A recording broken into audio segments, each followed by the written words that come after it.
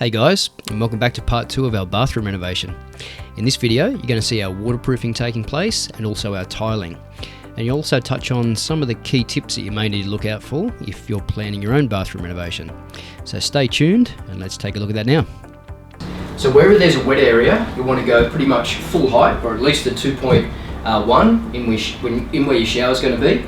And right where I'm standing here, we're going to have a double shower above us. So this whole area is basically where you can see it waterproof from the walls, is classed as a wet area. That's why we've got it up so high. And then in some of the other areas where it's not really going to be that wet, you just have a little bit of an upturn around the skirting just to seal any water that may get down to the floor, and then behind any basins as well. And that's generally it. So always want to make sure you get good waterproofing done. A couple of coats, it normally goes on the first coat. They then reinforce some of the joints. There's different types of applications you can have. You can have polyurethane, or you can have like acrylic sealants, and it really depends on the area and the application. So consult a professional waterproofer before doing that.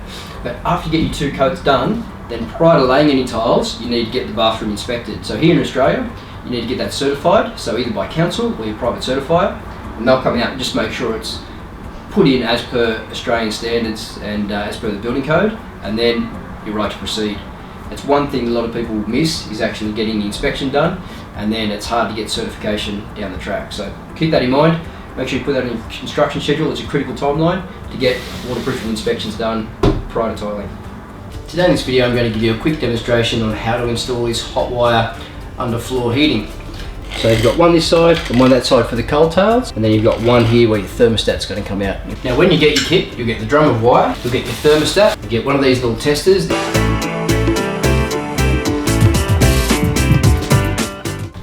Okay, so now the fun part. My tilers are just about to start laying the floor. What you see just a second ago is Gibbo setting out these lines here with the laser. So we've got a nice straight line here which they're going to start with, they can lay their tiles to, and then another one this way just so they can keep everything square and level. Now I've divided this bathroom up into 2 areas. We've got the upturn here for the angle, we've got the wet area on this side of it, and then on this side is basically more of a dry area. So that's where behind that's going to be 2 vanity basins and our toilet, and that's why I've got the underfloor heating in there. You can't have this underfloor heating in what we class as a wet area. And the reason we've got the aluminium angle here, it just sort of separates it, and it contains any water that might get through the tiles and onto this bed, and it keeps it contained inside this sort of membrane here. Now we've got 4 running back down this way in the floor, and through there is where a strip drain is going to be. So my tilers are just left out 90mm, and then they're going to leave a strip tile off there, tile all the walls, and then I'll measure up that exact size, get it custom made, and then we can glue and drop that in, and then finish off the last row of tiles through there. So with that strip drain, should make it look nice and neat.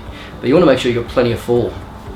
And from the back of this area where the bath's going to be, over to here, we've got about 10mm per metre. And the reason we do that is because we've got 2 double showers above. You don't want this water ponding and just sort of sitting, you know, in around near the bath. So it's good to have plenty of fall in your strip drain. So again, when it comes to mapping out your construction schedule, couple of the key considerations are things like this floor heating. You want to make sure you've got time to put that down prior to the tiler starting the floor. You've also got long lead time items such as shower screens. So once our floor's tiled, then we can actually measure up for where this shower screen is going to go. And because ours is going pretty much floor to ceiling, it's not something that we can order prior to tiling. But if you're in a very tight time frame and you've got a custom shower screen, then you really want to have those guys lined up to measure pretty much the day that the floor or more tiling is finished, because it's going to be like about a 10-day lead time to get that manufactured. If you're lucky enough that you just have like a freestanding shower in the corner, you may be able to order that prior and then just fit it pretty much directly after it's tiled.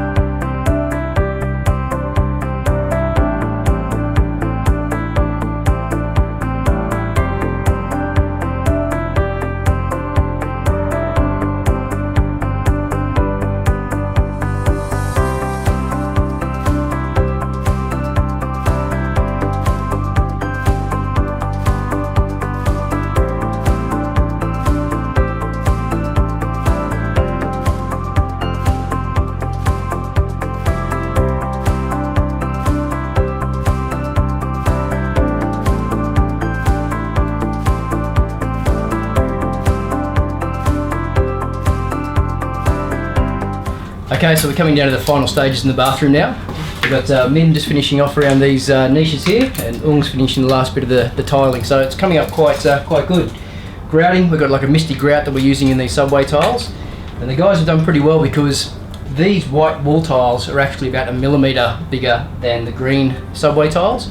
So what they've had to do is actually space the grout lines at different sizes just to get them to line up. So that's one thing you need to be cautious of. If you want to get your grout lines to match up, if your tiles are different, you really need to do a good set out. So the guys have put a lot of time into that, making sure they get their verticals right, their levels right, just so they match up all the way around the room. But it's coming along very nice.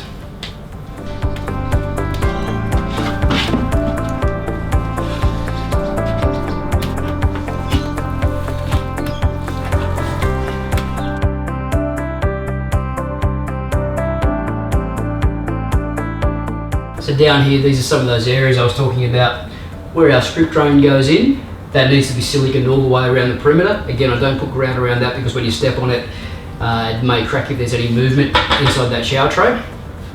In these corners and down around any sort of wall and floor junctions is where you leave the silicone out. Okay guys, so here are our niches completed. You saw me in the initial stages doing the framing, getting them nice and level, and then now the guys have come through. We sheeted it with Villa board on the inside, we waterproofed it all the way around to make sure that it was a complete seal, and then the tilers have now gone around and tiled inside these. They've used the tile trim around the edge to finish it off. Sometimes you can do jolly edging where they 45-degree miter it if you don't want a tile trim. It's just that these tiles were a little bit brittle and a bit fiddly, so we decided to go with this trim instead. But that's it. Once they're siliconed around all the edges, I like to leave them free of grout so that we can silicone it up just in case there's any movement. Then that's it, they'll be all finished and completed, ready to put your little shampoo bottles in there, and that's your niches done. So a little tip, always remember to think about those sort of things at the start of the bathroom, where you might have niches or little step outs or step ins, or if you want to build a seat into the shower or something like that, something you should really consider in the early framing stages. Today I'm going to give you some tips on how to get a perfect silicone job in a bathroom. Okay, so the tools you're going to need are some wet area silicone, a little scraper blade, some clean rags down in the corners, just try and remove any grit or dirt. And then you can just come through, take it down with the applicator. One thing that can be tricky with bathrooms are these strip drains. If you have to order these to go in between two surfaces, a lot of the time you have to actually wait till it's tiled, unless you take a little bit of a risk and take the measurements allowing for your tile thicknesses and glue. I generally don't like to do that just because if you do make it too big and they tile down over the top of it, then you can't get these grates out that are in the top. So there can be a 3 to 4 day lead time on some of these linear drains, sometimes up to about a week, but it's one thing to consider in your schedule as well, is when to actually order that. Once they've got one row of tiles on in a corner, then you can probably measure it up comfortably enough and get it still within time that your tilers can finish off. So that's one little thing to consider. Another thing is your shower screen. You can't really, if you're to frame the shower screen, it's also a little bit hard to measure up until your tiles are in, because the guys like to come out and actually check for levels and plumbs on the wall. So ours is going to be sitting along here. Now that it's tiled, it's been measured up, and again there's usually about a 2-week lead time on getting frameless glass made. And lastly, you see me out doing the shopping. We've gone to select all the plumbing fittings and taps and everything else. So now we've got those, they're ready to go. Everything's tiled, it's just a matter of booking my plumber in now to come out and fit off. So that's sort of where we're at now. We're doing all the finishes. The last thing which I'll show you guys is the ceiling that I'm about to sheet. You may say, why have I left the ceiling till last? Why did you leave the gyprock ceiling out? The reason we do that is because of the type of finish that I'll be using, and I'll show you that now. So, why have I left my ceiling sheeting out? Because we're using a P50 shadow mould. It's a bit of an architectural detail. It's just got a little 10mm step in there, and it just creates the image that there's a shadow running around the edge of the ceiling lining, and you don't have to have a cornice to finish it off. It's just a nice little detail, but it needs to finish very tight against the wall. So in all circumstances, when you're either gyprocking a wall or tiling a wall, you need to take that up first nice and tight, and then you've got something for your bead to butt into. I'll show you close up with the detail outside in the hallway, and you can see the top finish that I'm talking about. So you can see up here in the corners, that's the little 10mm gap that the shadow mould creates. So So it needs to be tight against the wall, and that's why we've tiled there first, so we can get that nice and tight against the tiles in the bathroom. So what you also need to consider in your schedule is anything that's custom made always has like a longer lead time. So things like custom made vanities, shaving cabinets, anything that's got to be specially ordered in does usually have 2 to 3 weeks worth of lead time on it. So what we generally do here, where our shaving cabinet's going to go, I've got one going between wall to wall with mirror doors, and that has to be measured once the tiles are done on each side, so that the joiner's got something to measure to. But prior to that, you can get your pricing. It's no point getting to this stage now and then getting guys out to price it, because then you need to sort through your quotes, unless you've got someone that you use all the time. You know, maybe negotiate with 2 or 3 contractors or suppliers. That takes a couple of weeks to do that. Then select your supplier, then he needs to come out and measure up, then there's the lead time. So you don't want to be doing that now, you want to be doing that up front. So there's no reason why these guys can't price off plan, as long as you've got your sizes, a bit of a mud map, a bit of a sketch of what you're going to be doing, then you've already got your prices. Now that it's tiled, it's simply a matter of booking those guys in, come out and measure up, and then in 2 weeks time, we can be installing that. That's the only tricky little thing with these bathrooms, is anything that's sort of custom made can't just go in bang bang bang one after the other. There will be things like I said, like the shower screens and custom made joinery that takes a little bit longer, and unfortunately there's not much you can do about that. But anyway, book it in your construction schedule and it'll help out. Okay, so there you have it, guys. That's part 2 of our bathroom renovation being completed. Now stay tuned. Coming up in part 3, you're going to see our renovation being finished, which will include some plumbing and electrical works and also our joinery installation. So thanks for watching. If you've enjoyed the video, please give it the thumbs up. And if you're new, subscribe. And if you've got any questions about bathroom renovations or anything about this project, please feel free to drop me an email or leave a question in the comments section below, and I'll do my best to see if I can help out.